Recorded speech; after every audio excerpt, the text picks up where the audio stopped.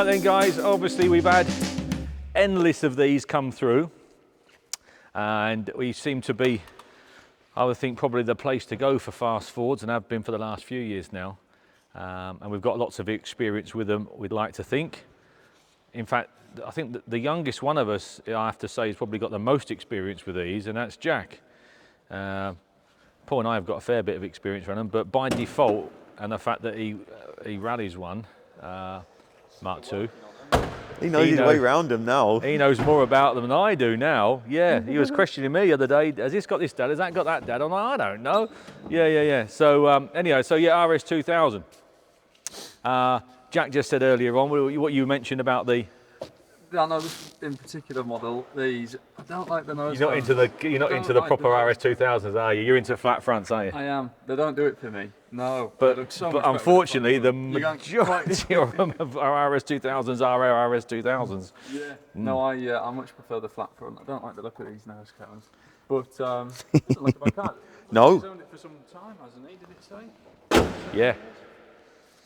Genuine RS 2000, Texan MOT, 82,000 miles, 7 previous owners, current owner for 17 years, which is good, and the previous owner before him 19 years. Obviously the 2-litre Pinto, standard 4-speed rocket gearbox, stainless steel exhaust look, 4-to-1 manifold, Burton power unleaded cylinder head, yeah, polybushed, front anti-dive kit.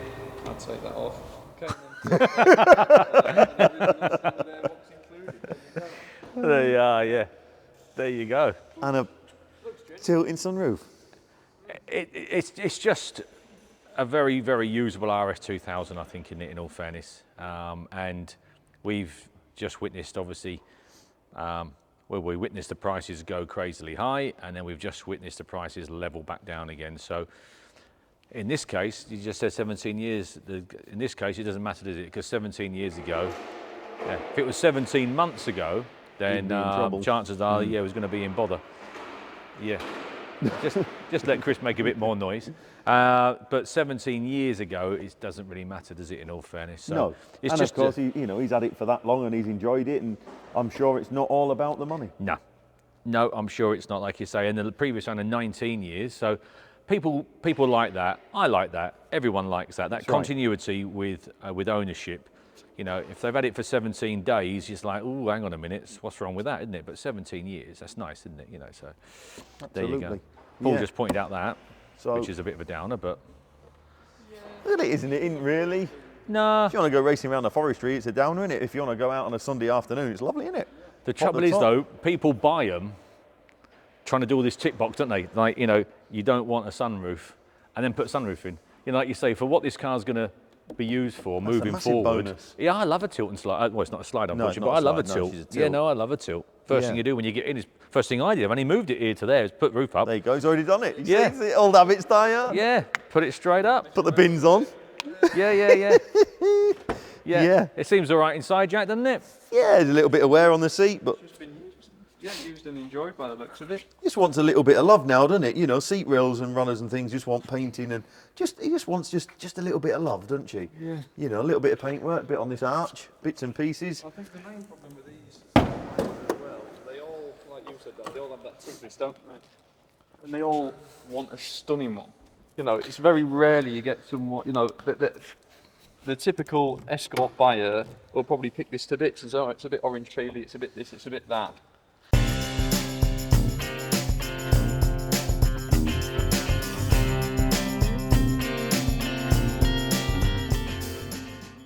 This is the typical Escort repetitive looker, not a buyer. Yeah, looker. He had one back in 1983 when it was 500 quid and it was knackered.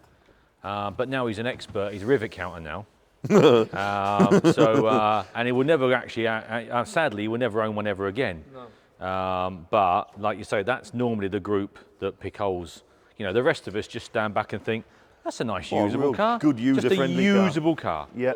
I'm not going to go to Goodwood and win a massive gold trophy with it. I just want to have some fun and get the experience of an RS 2000.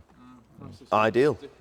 I know, yeah, Bristol Street Motors is good, isn't it? Genuine looking car. You've got a key. I have, yeah. It must have there's the original airbox in there. So yeah, she's got a Weber. Oh, is it? Okay. Yeah. A K&N K&N. rather, that's what I'm thinking Perfect of. to sort of use and improve though. There you go, look. Use it as it is, there's no harm in that. And then, spare time, you'll address a few bits of paintwork, won't you? And just tidy it It's a up. winter job, isn't it? Ready for next season. Yeah, too right. Like you say, the main thing is it's one that you can have some fun with. You'll have more fun, in my opinion, you'll have more fun well back, isn't it? with this, in this type of presentation, than you will a concours car. Definitely. Because a concours car, you'd be panicking every time you go out, can't leave it anywhere. You put 15 security locks on it, don't you, every time you get out of it, you know. So I'm not saying you're not going to put a security lock on this, but at the same time, you know, if it picks up a stone chip, the world is not going to drop out, Not is really. it? You know, No. it's just like, what are you taking off it? Want something for yours? Yeah, don't say out. No. Okay, yeah. Yeah. No. It's a So good these, user-friendly car, that. Well Good done. all round here, Jack. You see all these strut tops? A little bit on that chassis leg there, look. Yeah, just looking at that, yeah. A little bit on that chassis leg wants addressing. What's this one? This one ain't so bad, this one's all right. But yeah, down there wants addressing. I wonder why it's picked it up on there. Do you think it's water and muck flowing off the belt and that there? Yeah, it must be, mustn't it? Must be, mustn't it? More important, it'd be dribbling. Well, off the yeah, won't it? yeah. To there, look. Yeah, of course That's it will, it. won't it? Yeah. Yeah, a bit of Bit fluid. of brake fluid, and then away you go, don't Yeah, you? it just wants that addressing there, doesn't it? But other than that, look, this is all good, isn't it? A little bit up there, but again, where'd you stop? You know, it is what it is, a little bit there. But yeah, if you don't want a little bit there, and you don't want a little bit there, and you don't want a little bit there, then you go and you spend twice as much, don't you, on a 40 grand car that someone's addressed these bits for already. Ah, well, you've just touched on something there, though, haven't you? Oh, go on. What's it going to make? Ah, This is the question, isn't it? So you just said twice as much, so you've got to figure in your head then, haven't you? So, yeah, so I think the question is, guess the hammer. well, I know what it would have made, but that's by the by. You haven't asked me that. I think I have a good idea what I think it'll make. Well, I think we ought to let everyone else sort out Yeah. what they think it's worth, and we'll keep quiet. Yeah, Yeah. that's the way. That's the best way. That's probably the better way of doing it, yeah. Because Yeah. the Guess the Hammer prize is sort of half the reason why I said we maybe ought to do this one, because the Guess the Hammer prize, we've given people lots of clues of the fact that the market isn't quite where it was, haven't we? But even so, the Guess the Hammer price, you wait and see, it'll still be all over plus. Yeah, It will. be, yeah. It will. Yeah. Yeah, but we'll write it down. Okay. Whoever's closest can get some goodies. Right, okay. All right then. Whoever's closest can have the anti-dive kit off it. Yeah, that's it. The Jacksons you don't want. Yeah, no. They're not worth, you don't do it.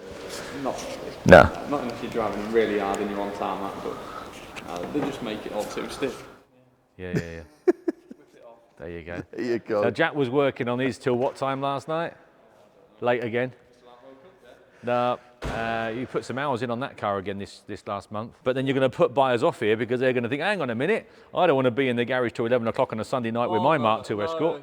I just faff about, don't I? I like changing different bits and pieces, and I just, first time, last event was in the car, wasn't it? So I walked in last night and gearbox is out. And he's only just gone back in. Yeah. You weren't happy with that, were you? So that's back out again. back out again. Yeah, back out. Don't ask me to put a gearbox in one of these. I'm sick of it now. Well, you can do it in your sleep though. Yeah, I can do it in my sleep. Very true. Yeah. So I'm constantly faffing about, aren't I? Good. Well, it will be interesting to see what you guys think the hammer price is going to be. We won't know for a few weeks, will we? But we'll visit it again in a few weeks' time and see who's closest. Thanks for tuning in. Thanks.